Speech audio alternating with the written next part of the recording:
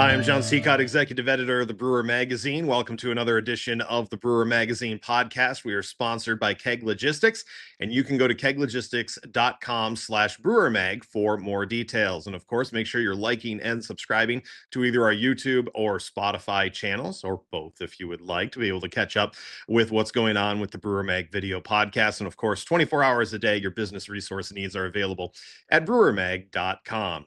All right, well, I was on the road last week for Comic-Con in New York City with my son celebrating his 13th birthday, so he really enjoyed himself.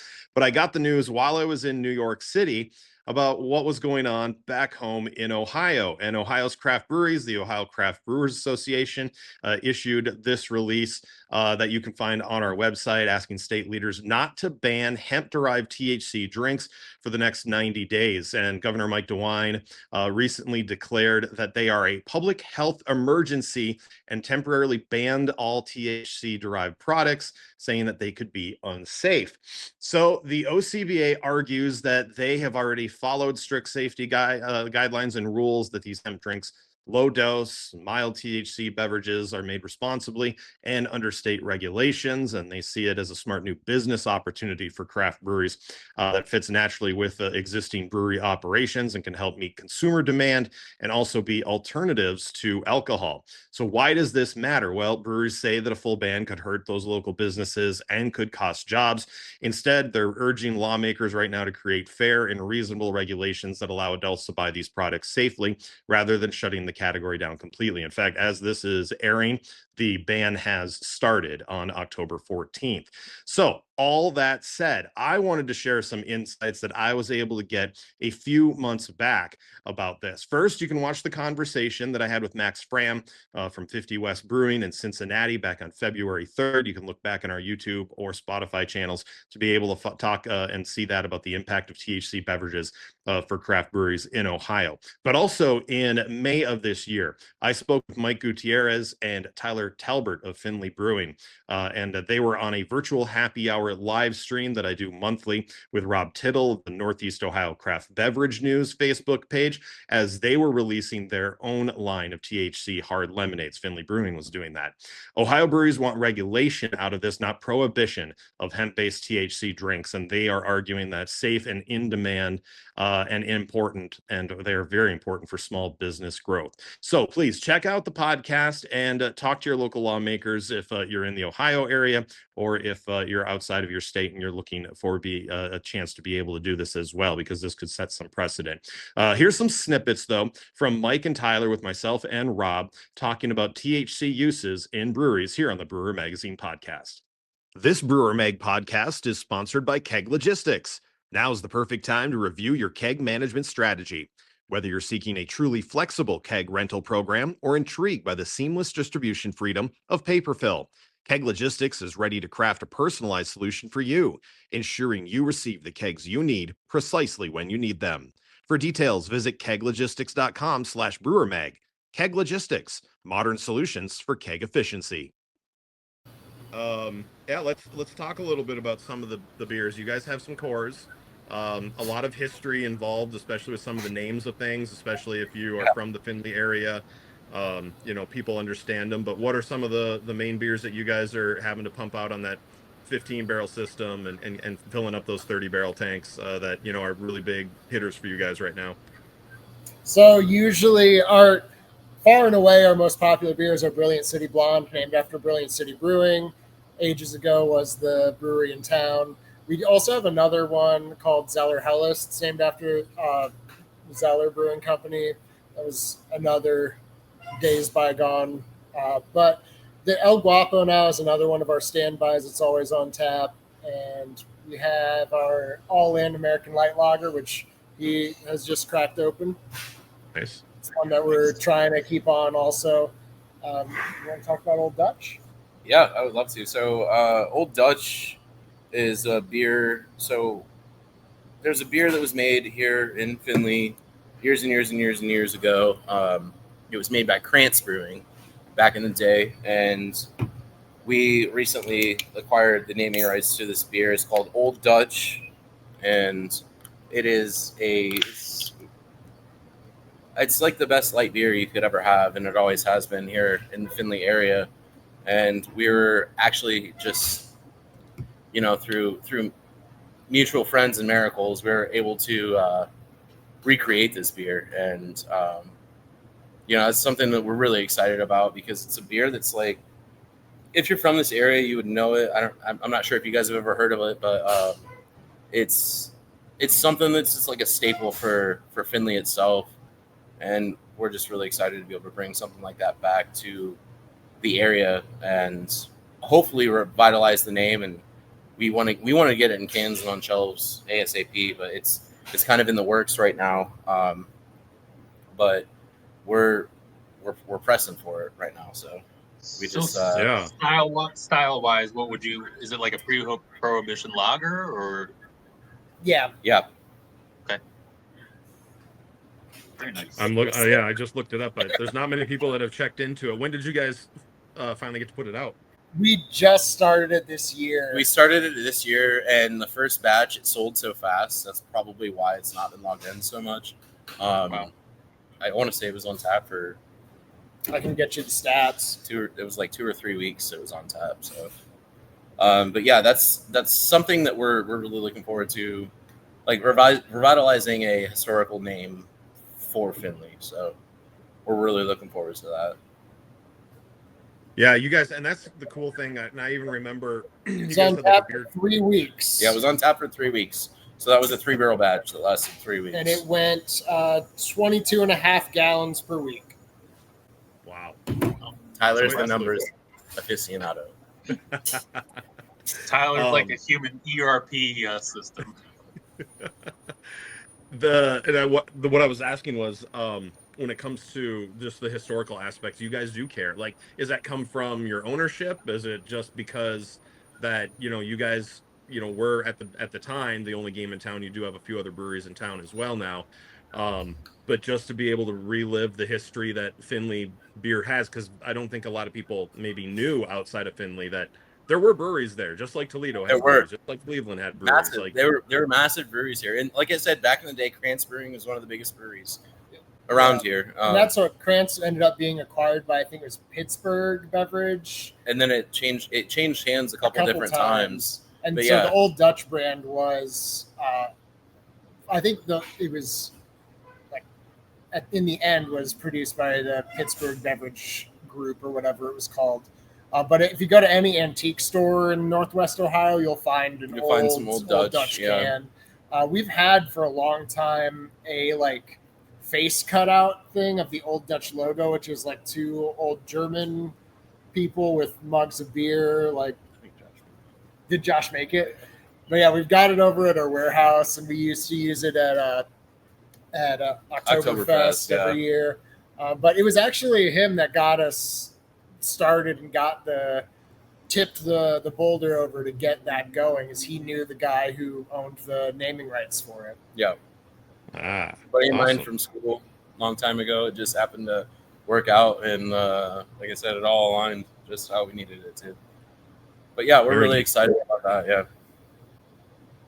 I saw, and I haven't heard anything about it yet, but it was a picture of you holding a hard lemonade, but it's not alcohol. It's THC. It's called Fatties. And I mean, everyone's kind of dabbling in this THC land. Whose decision was it to do? Who wanted to do it? How did you guys get it done? And tell us a little bit about Fatties. Fatties is kind of my baby. We were, I don't know. I've been pushing for a THC beverage for a long time. The Farm Bill law allows us to, we can sell a beverage that has hemp-derived Delta-9 THC up to 0.3% per dry weight. So that's what we're doing. That's not how much we're doing, but our Fatties left-handed lemonade is going to be, we're serving it 12-ounce cans or 12-ounce glasses, and it's going to be 10 milligram lemonade, THC, like I said, hemp-derived Delta-9. And I don't know, I've really been trying to push for a THC beverage, and it always seemed kind of unattainable at the very beginning. And I don't know. I just kind of kept asking and kept asking and kept asking and kept pushing and pushing and pushing. And here we are. We released a pre-release kind of deal. We sold a quarter barrel, which is 7.75 gallons, in about an hour and 40 minutes for our pre-release. So I think the whole release of it, people seeing it and seeing it as something they want, I think it's kind of a no-brainer, honestly, for us. Yeah, but it's something, when we went to the Ohio Craft Brewers Conference this year, that was something that everybody was pushing. Everybody was talking about. Everybody was like, this is the thing. This is the thing.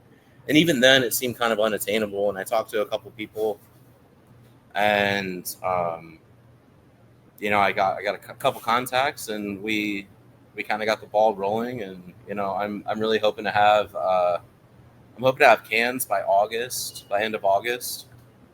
So that's what we're shooting for. And like I said, it seemed unattainable for me, but we just kind of made it happen. So. Yeah, it seems like a lot of people, and I know the seminar that you're talking about. I had a chance to talk to Max after from Urban Artifact, and you had guys there from Minnesota. Had a chance, they've had, because of the way the laws changed for them crazily, they were able to jump in on it. Ohio is doing the same thing, so it is an interesting aspect. It's obviously it's not beer. It's a non-alcoholic drink. No alcohol. I think I even saw someone asking about that on the post. They're like, well, is it an out? And like, no, there's no crossfading going on here. It's just THC. So, but it is important. I think it's changed over the years, probably even from when you started. It's so different from the brewery, how things have changed and what you guys have to be a little bit to everyone, right? Well, that's the biggest thing I think I took away from that seminar at the conference is, we have to be open to everybody. Like, if you want to come in here and you want to have a beer, that's great. If you want to come in here and enjoy some THC, that's great. If you want to come in here and you want an alcoholic drink, but you want something that tastes good, but you don't want the alcohol, we have NA options too. Like, we have to appeal to every single person that walks into our tap room at the end of the day. That's the biggest thing. And I feel like we already do okay at that because we offer food, but this is just one extra thing that we can offer at the end of the day. So. Yeah. Speaking of the food, another thing that, you guys you don't have a brew pub mentality. You guys have a production mentality, but you get to have fun making all these other fun beers. Do you gear them towards the menu? Do you guys do the cross talking between the kitchen and what you guys have on the menu? Like, is there beer pairing ideas, or is it pretty much we're going to, we know what we want to make. We think people will be able to find their own way to be able to pair these nicely. We had a team lead in the kitchen for a while who was really passionate about that. And she and I would talk a lot about beers that we had coming up or beers that I would design that she was like, oh man, I have this really cool idea to go with that. And she ended up having to leave because of cost of living in Findlay, which is unfortunate. So we don't really have that being as integrated. We do have where like the kitchen will use a stout in a reduction for a special dessert or something, or we'll use the Brilliant City Blonde in like a hot sauce or in a marinade for like bratwurst during Oktoberfest, things like that. And so there is still some of that communication going on, but it's not so much of a, oh my God, jump into the kitchen. I have this great idea. You want to try doing this thing? But it's something that we would love to be able to do all the time, but right now it's a little tough. You know what I mean? We're a little short staffed too. So the THC thing kind of is really interesting to me.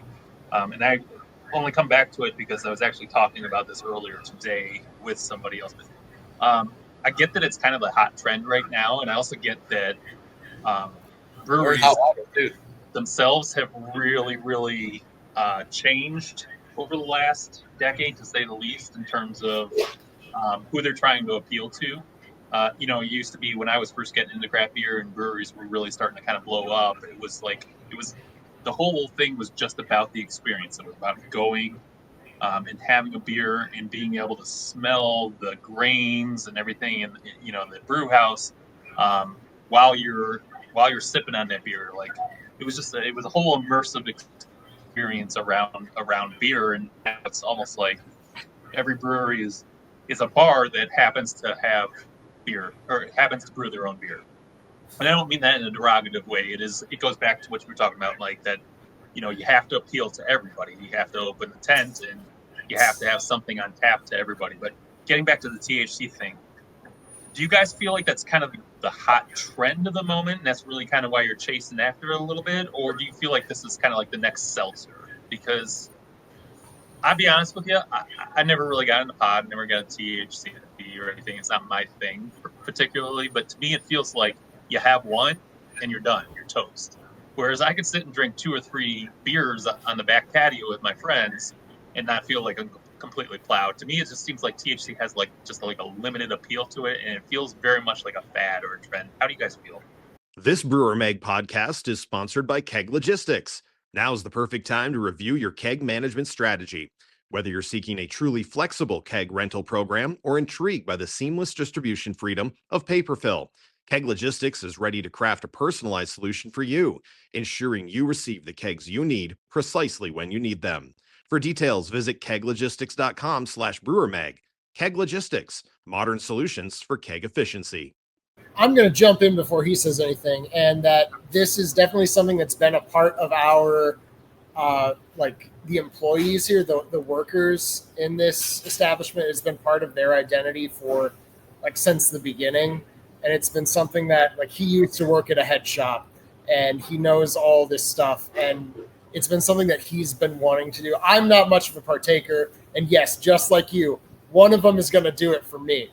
But there are plenty of other people that can sit and have 4 or 5 and it might not even touch him. Wow. Mm-hmm.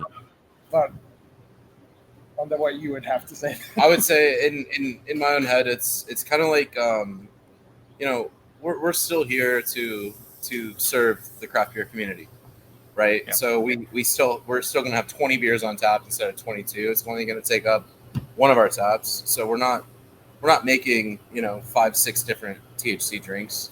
And I guess for me it's kind of like we treat it like alcohol. Like if you've never had alcohol, you're not going to drink 6, 7, 8, 10% beers. Sure. Right.